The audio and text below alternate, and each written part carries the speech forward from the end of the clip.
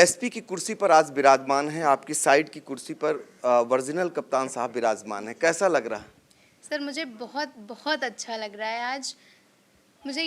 मुझे सर एक एसपी का पद बहुत ही महत्वपूर्ण और जिम्मेदारीपूर्ण होता है।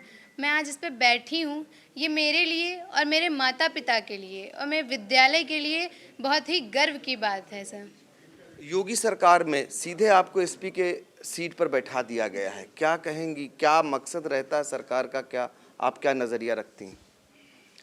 सर आज मैं इस एसपी की कुर्सी पे बैठी हूँ, आप ये पूछ रहे हैं कि क्यों बैठाया गया, क्या सोच के मतलब? तो मेरा मानना सर ये है कि सरकार ये ऐसा इसलिए करती है कि बच्चे जागरूक हों।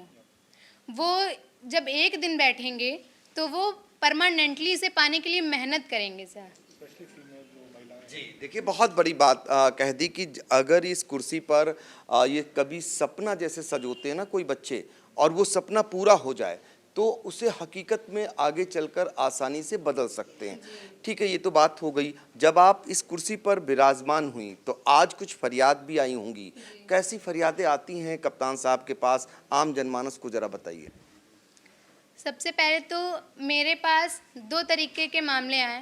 पहला लहरपुर का सर, जो किरण का मामला आया था। उनके शादी के 10 वर्ष हो गए थे। उन्होंने बताया कि उनका पति उनको दारू पी के मारता-पीटता है और वो उनको घर पे नहीं लाता है।